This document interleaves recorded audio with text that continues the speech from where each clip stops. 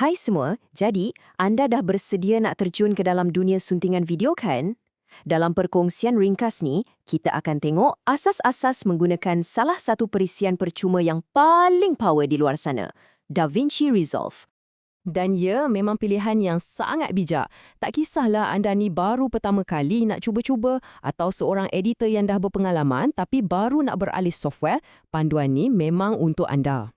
Betul. Hanya dalam masa 5 minit, kita akan langkau semua benda yang rumit dan terus kepada apa yang betul-betul anda perlukan untuk siapkan projek pertama anda. Jom kita mula? Baiklah, jom kita mulakan. Untuk panduan ni, kita akan fokus 100% pada halaman edit. Anggap je ni macam pusat kawalan utama anda, tempat semua keajaiban suntingan asas berlaku. Okey, sebelum kita import apa-apa, benda pertama kena buat, klik ikon gear kat penjuru kanan bawah tu. Ada 4 tetapan penting kat sini. Pertama, resolusi. Pilih JHD, dah cukup bagus untuk permulaan. Kedua, kadar bingkai. 30 fps adalah pilihan yang paling selamat. Ketiga, dan yang ni tolong jangan lupa, tukar format proxy kepada H264. Sebabnya, ProRes tu akan makan ruang storan anda banyak gila. H264 ni jauh lebih mesra untuk komputer anda. Akhir sekali, klik simpan. Tolong jangan skip langkah ni ya. Sekarang bahagian yang paling seronok. Buka je folder anda dan seret dan lepas. Betul, semudah tu je. Tarik je file, video, audio atau gambar terus ke dalam media pool. Oh ya, kalau Resolve ada tanya pasal kadar bingkai, jangan panik. Sentiasa pilih change. Settle. Okey, sekarang media kita dah masuk. Jom kita mula membina cerita. Timeline atau garis masa ni, inilah kanvas anda. Dekat sinilah kita akan menyusun klip-klip kita untuk mencipta video akhir yang gempak. Jom kita kenal sikit ruang kerja kita. Sebelah kiri, media pool. Tu macam store simpanan untuk semua fail anda. Atas tu pula, viewer, tempat kita tengok preview klip. Dan bawah ni, yang paling penting, timeline. Satu tips pro, guna mode single viewer, nanti ruang timeline anda jadi lagi luas dan senang nak kerja.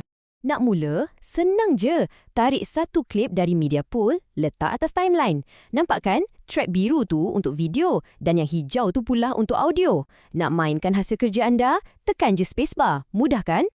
Okey, intipati suntingan ni sebenarnya terletak pada pemotongan. Sekarang, kita akan belajar kemahiran yang paling asas tapi paling berkuasa. Cara memotong dan menyusun klip untuk membentuk sebuah cerita.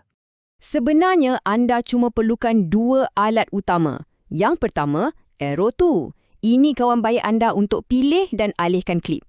Yang kedua, blade tool atau pisau. Tekan je B pada keyboard anda, guna ni untuk memotong. Tapi ingat pesanan ni, lepas je potong, terus tukar balik ke arrow tool. Kalau tak, habis semua benda anda terpotong nanti. Okey, beberapa teknik penting lagi. Pastikan ikon rantai linked selection tu sentiasa aktif. Ini untuk pastikan video dan audio anda tak terpisah bila digerakkan. Anda juga boleh tarik klip ke track video yang atas untuk tambah B-roll atau rakaman tambahan. Dan jangan takut nak buat silap. Control atau Command plus Z sentiasa ada untuk menyelamatkan anda. Baiklah, struktur asas video anda dah pun siap. Sekarang ni macam fasa menghias. Dah tiba masanya untuk kita tambah lapisan pengilat, muzik, tajuk dan juga peralihan yang nampak smooth. Selalunya, muzik latar ni akan jadi terlalu kuat. Nak perlahankan dia? Cari je garisan putih nipis pada track audio tu dan tarik ke bawah. Cuba mulakan pada tahap sekitar negatif 20 desibel. Ini akan pastikan muzik anda sedap didengar tapi tak tenggelamkan dialog utama. Tapi, macam mana pula kalau ada satu bahagian je dalam audio tu yang tiba-tiba kuat? Takkan kita nak rendahkan semua sekali kan? Nanti bahagian lain pula yang jadi terlalu perlahan. Untuk masalah ni, kita ada satu hero yang dipanggil keyframe. Apa benda keyframe ni? Senang cerita, ia macam pin yang kita letak untuk ingat satu tetapan pada masa tertentu. Jadi, bila kita letak 2 atau lebih pin, kita boleh suruh Resolve ubah tetapan tu secara beransur-ansur. Contohnya, dari kuat jadi perlahan dan kemudian kuat semula. Macam ni cara nak buat dia. Klik ikon keyframe pada track audio, letak satu pin sebelum bahagian yang kuat dan satu lagi pin selepas. Kemudian letak 2 lagi pin betul-betul di antara 2 pin tadi. Sekarang, anda boleh tarik garisan di antara 2 pin dalaman tu ke bawah. Dengan cara ni, hanya bahagian tu je yang akan jadi lebih perlahan. Kan best, anda dah ada kawalan penuh ke atas audio anda. Nak bagi video nampak lagi pro? Jom kita lawat tab Effects. Dalam ni, anda boleh seret je mana-mana tajuk ke atas klip anda atau letakkan transisi di antara dua klip supaya peralihan babak nampak lebih kemas dan licin. Okey, kita dah hampir sampai ke garisan penamat. Langkah terakhir ni adalah untuk bagi video kita solehkan terakhir melalui pembetulan warna. Dan lepas tu, kita eksport supaya anda boleh kongsi dengan semua orang. Jangan risau bila nampak halaman color. Walaupun nampak macam panel kawalan kapal angkasa, anda tak perlu pun jadi pakar untuk buat video anda nampak hebat. Sikit je pelarasan mudah dah cukup untuk bagi impak yang besar. Ini dia 5 alat magic untuk anda yang baru mula. Mulakan dengan color temperature untuk bagi warna kulit nampak lebih natural. Lepas tu, main sikit dengan kontras, naikkan shadows untuk nampakkan butiran tersembunyi, kurangkan sikit highlight supaya cahaya tak nampak pecah, dan akhir sekali, tambah sikit color boost untuk bagi warna tu pop. Dan percayalah, perbezaannya memang sangat ketara.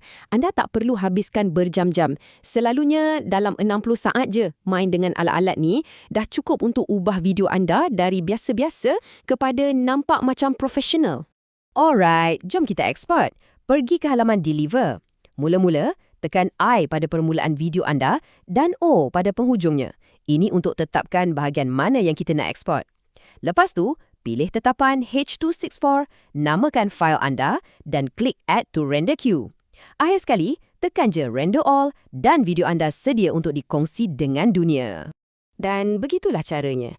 Dari kosong sehinggalah siap, anda kini dah ada semua kemahiran asas untuk menyunting video secara percuma. Sekarang, persoalan yang tinggal cuma satu. Apakah kisah pertama yang akan anda cipta?